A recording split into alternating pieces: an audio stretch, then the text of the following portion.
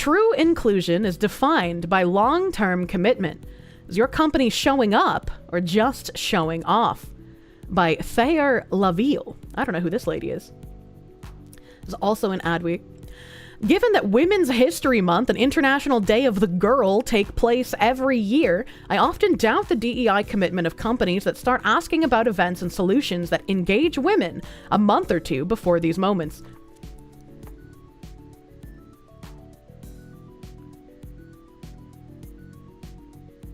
Chat, you know how I know Trump being elected has made a difference here?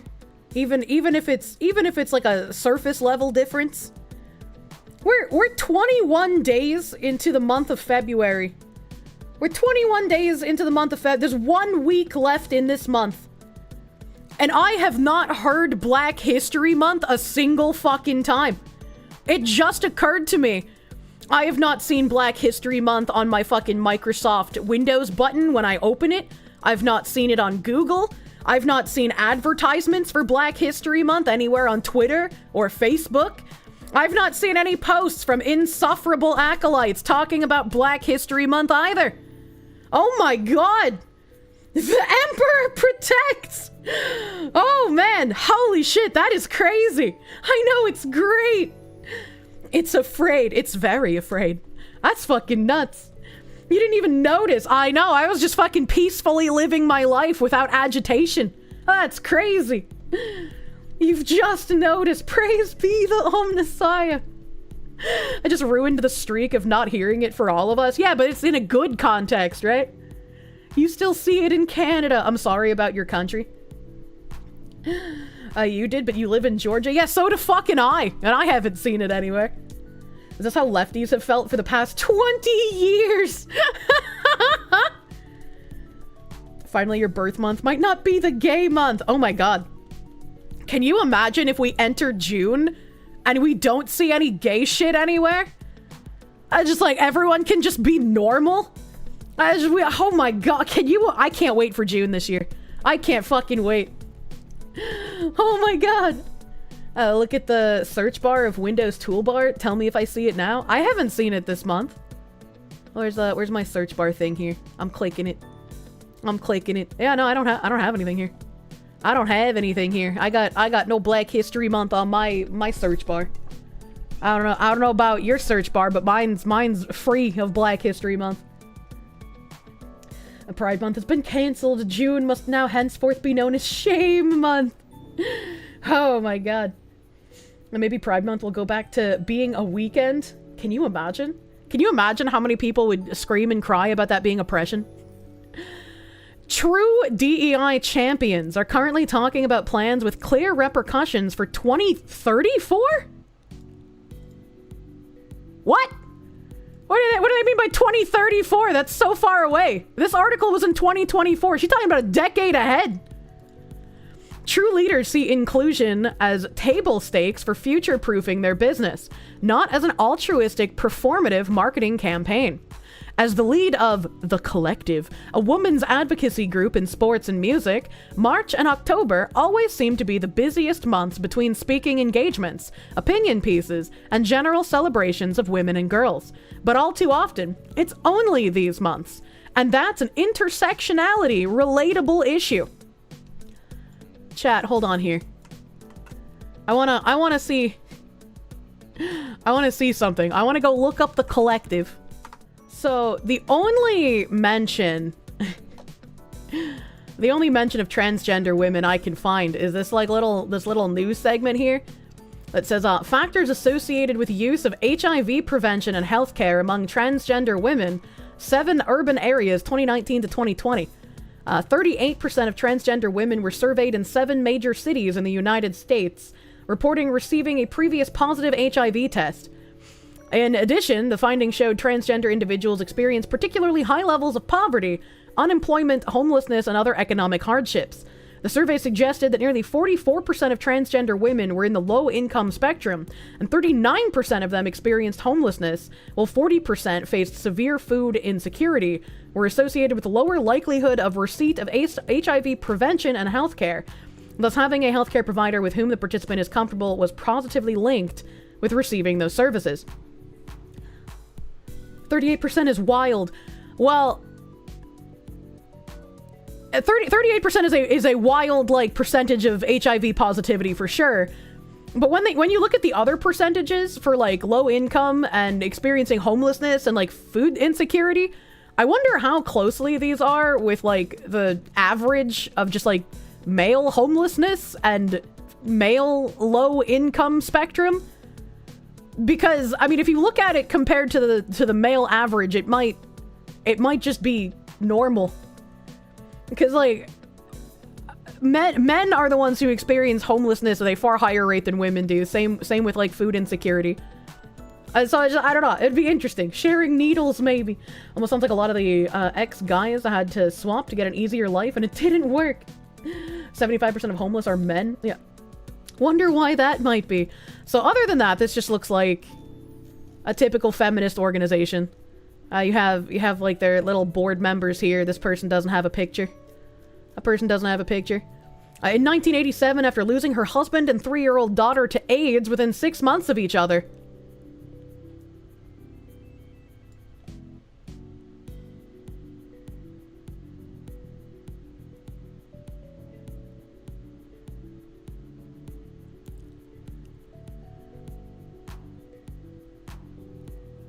How?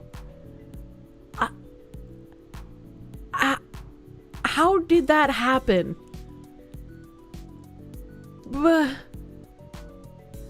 Patricia Nails, founder and executive director of the Women's Collective, learned that she was HIV positive.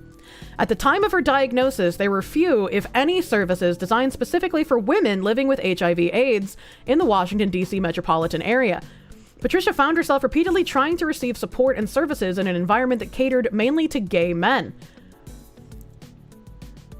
Is this a case of husband on the down low gives HIV to wife doesn't even know that she can contract HIV, births daughter with AIDS, and then both husband and daughter die to the disease? That's fucking wild.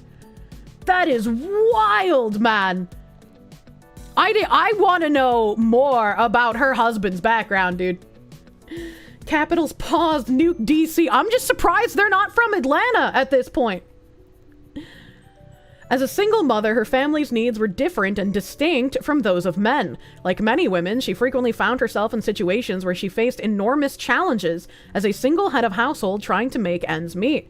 Patricia worried about how to disclose her HIV status to her children, how to deal with the grief her children were experiencing, and who would take care of her children if she got sick or died. It was a time fraught with anxiety, but what began as intense feelings of despair ultimately turned into determination to live and see her children grow and thrive. It's a very honorable thing to set up an organization to help women who have HIV, because I feel like the majority of women who have HIV either got it because they were born with it from a parent, or they got it from a man who did not disclose their status from them. Maybe a needle. You know, needles are also possible if they're drug addicts. I know we were talking about meta, but now I've been distracted, chat. We got some backstory. Lenny, I'm Arthur now, had also been an intravenous drug user while in the service, but had reached 10 years of being clean. So Lenny didn't get it from being gay. Lenny got it from being a drug addict. Man. Lenny contracted AIDS from his days using drugs, and it's also how Patricia got the virus when she was 29. So it took him 10 years to give it to her, man? On New Year's Day 1987, 2 months after being diagnosed, Lenny died. How did he go 10 years of not even knowing did he not wonder, like, why his health was falling apart, man? Drugs are bad, okay? As a South African, hearing about AIDS being the gay disease and not forced playtime, it's jarring. Well, I mean, there's probably high rates of that as well, but in America, I know the gays have the luxury of, instead of getting it via rape, they can be bug chasers, where they're just like, I willingly want to get the paused load in my neg butthole. And they didn't know the blood had AIDS. It wasn't tested at the time. Oh, fuck. That poor kid, dude. That poor kid. They didn't start screening blood until the 90s. Oh my god. If they didn't start screening blood until the 90s and we wanted, like, not tainted blood to do transfusions with, why the fuck did New Zealand set up an HIV positive blood bank? Like, that's not even that long ago. That's why you have to have a negative AIDS test before you can register as a blood donor, and you have to update it every once in a while? That's crazy to me. You live in New Zealand, your gay friends hollered and cheered about the blood donation change? You're scared to ever need a transfusion now. I just like, that's fucking so strange, man. From HIV to HIV. Oh my god. 1980s were still a time when so little was known about HIV/AIDS. Patricia said because Lenny had not done drugs in 10 years, he was not thought of to be at risk. We bought a home, our children were in private school, everything was going fine. Unfortunately, people didn't think to ask those questions because we were whatever they thought we were. What? Patricia became a single mother of 8-year-old Nikki, 4-year-old Sean, and 3-year-old Tiffany. Miraculously, Nikki and Sean were born HIV negative. Patricia says Tiffany was very sick when she was born, but no one knew what was wrong with her. She spent practically most of her time in the hospital.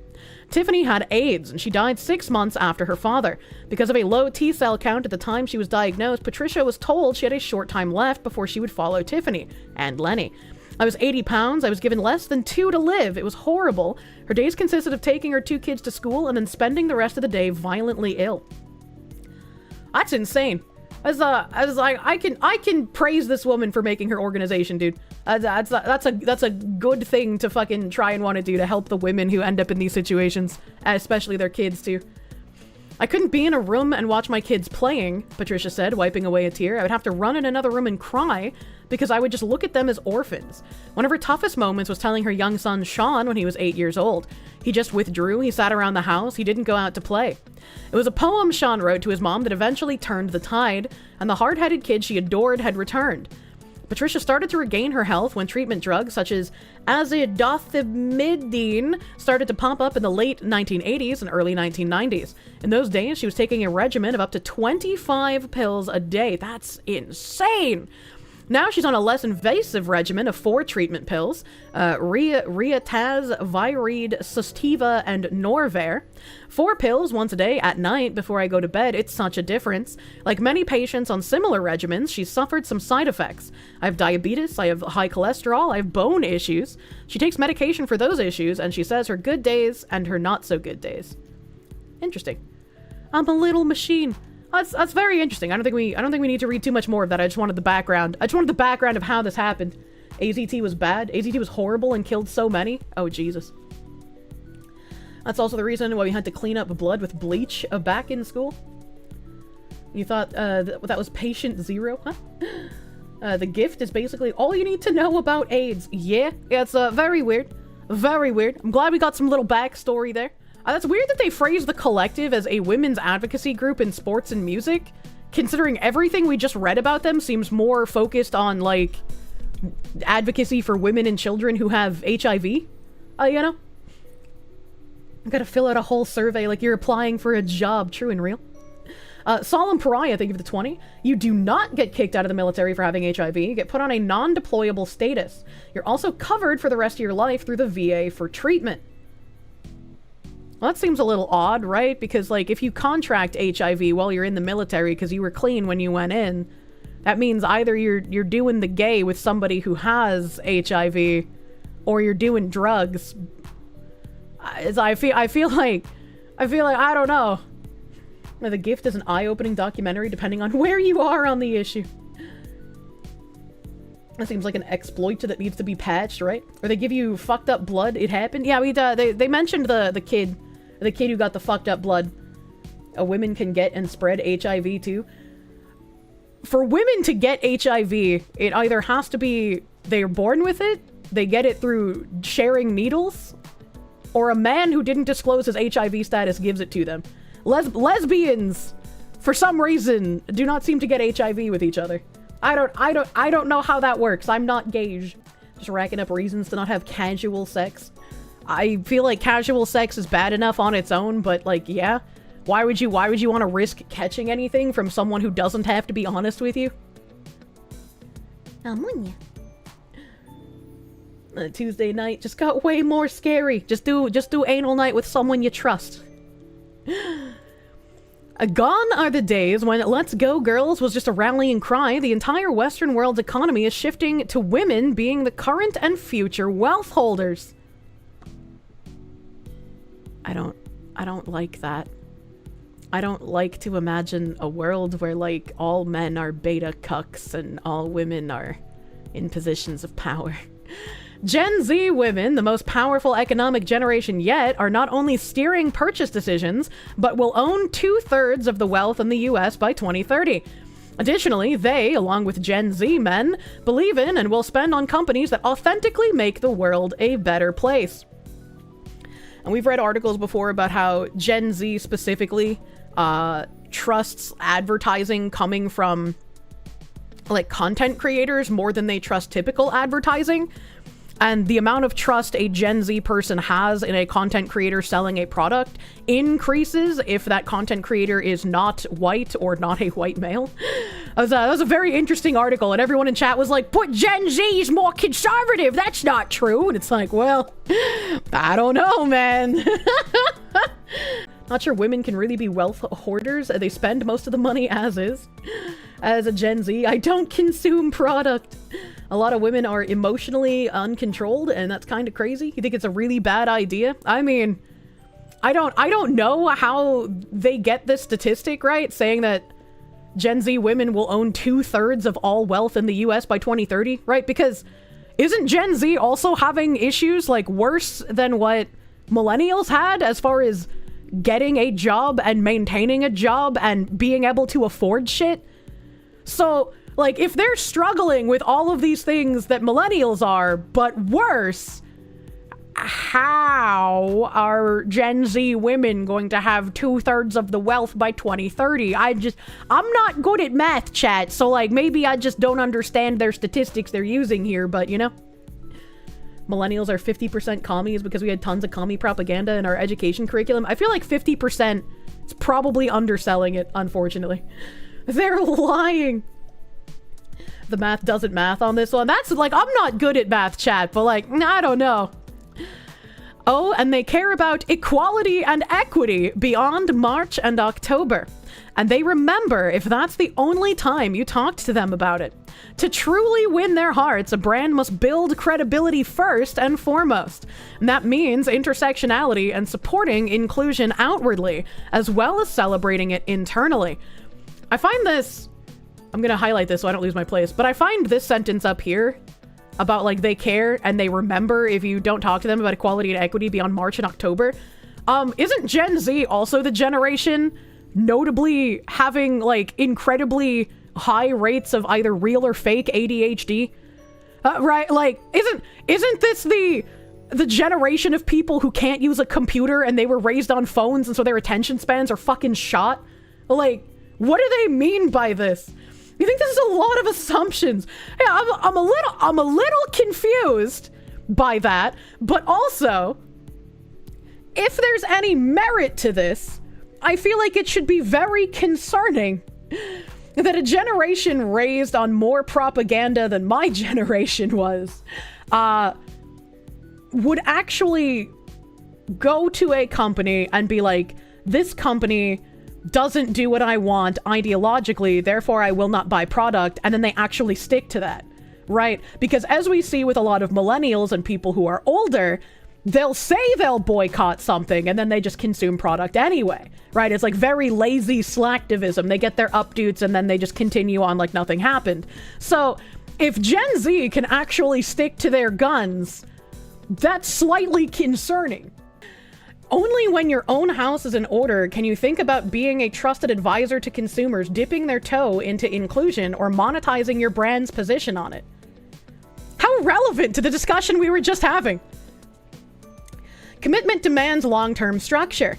80% of Gen Z consumers expect companies today to help solve the world's biggest issues, and 92% will reward them with purchases. I wonder if this is a fudged number like the McKinsey study, or if this is unironically accurate because the propaganda of trust the government, believe in the government, you need to rely on the government for things, has been pumped into children going through school for so many decades that Gen Z is just like, well, yeah, obviously trust the companies. They're going to do what's best for us. They have the money to do it. And my company will solve no world problems. Based on the Reddit traffic you've seen in the Gen Z group, you believe it. Oh no. Still, for many companies, even those already prioritizing inclusion, even from a product or service-focused marketing history to one that regularly wraps in their worldviews, can be a daunting proposition. That's why brands often fall into the trap of performative support. Setting tangible, achievable objectives with consistent structural support gives you a place to start and grow from. In creating the environment for true change, you allow for cultural shifts constantly, and once you realize you'll never be ahead or in control of culture, you attain the grace to have flexibility in achieving your goals. That's interesting that she says creating the environment for true change, and that you can't actually be in control of the culture. You just have to be flexible in perpetrating your ideals. One place to start is creating an internal council of employees who are interested and committed to creating an inclusive ecosystem. This group can simply create appropriate and timely reminders of cultural events and what they mean to different groups. Well, someone clearly failed because, I did not hear about Black History Month. At minimum, it helps educate individuals on beliefs and events they may not have been exposed to, and hopefully will open minds a bit further. Repeatedly, at the top of most inclusive lists is Progressive. The insurance company? Yep, the insurance. We've actually read this article. Hold on, this is familiar. This is a familiar thing. We have read this previously. I don't remember when, but that's a familiar article. For over 15 years, it's built a large dedicated team of 8 singularly set on creating programs, education, and opportunities for employees through leadership and job-based training, as well as courses and self-awareness. Progressive also provides specialized initiatives like its multicultural leadership development program and specific boot camps designed to increase diversity and equity.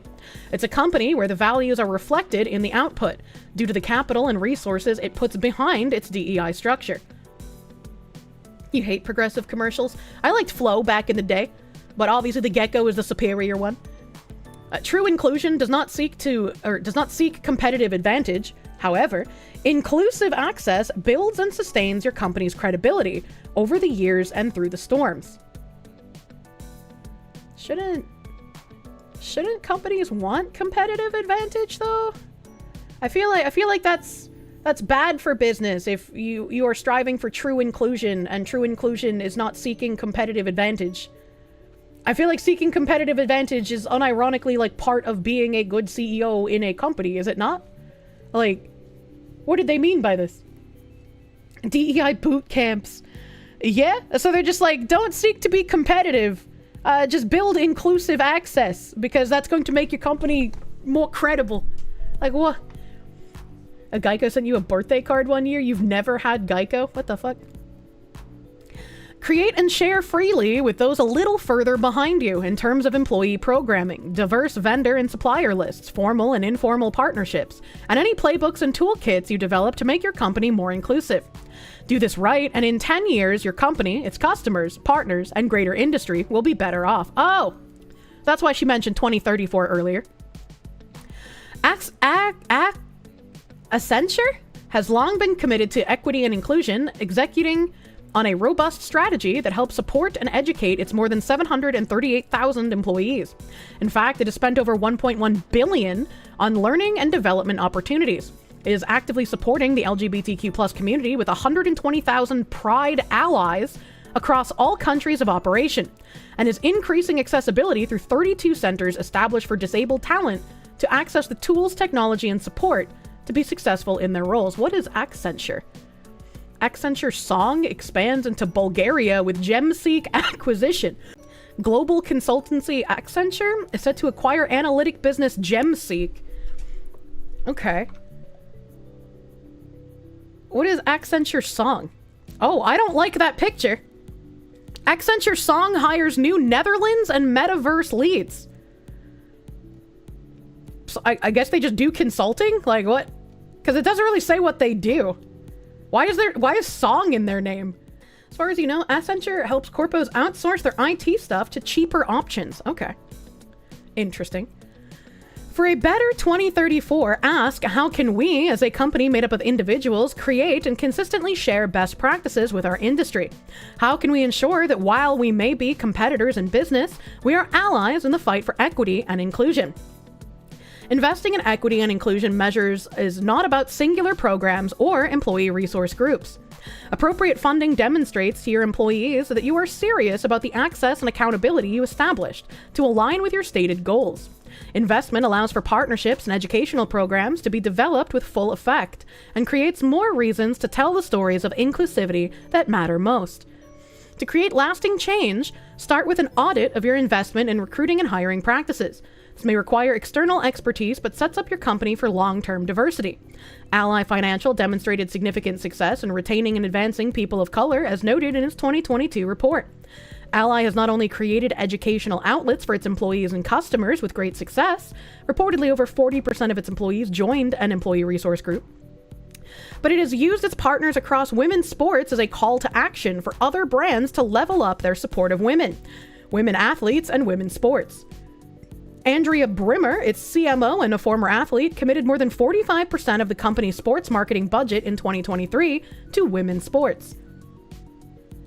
As an industry, we've mistakenly operated under the impression that intent is where solutions live. We've since learned from the world speaking to us loud and clear that impact supersedes intent. How the fuck did it take anyone any kind of time to learn that actions matter more than word? What kind of low IQ slug do you have to be?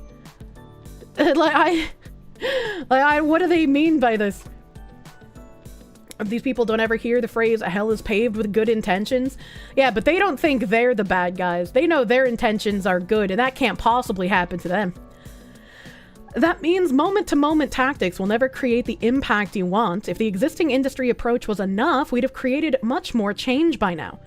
As we turn a corner as an industry towards true DEI focus, we recognize that progress starts with long-term commitment and is nothing without it. If you don't have a long-term plan, you don't have a plan at all. Giving depth and marking tangible progress in diversity isn't a monthly celebration. It requires work, planning, goal setting, partnership, and accountability.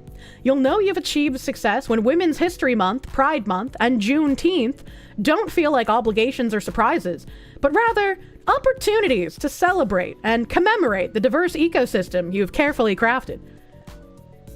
Didn't they basically get rid of Juneteenth? Isn't that not a thing anymore?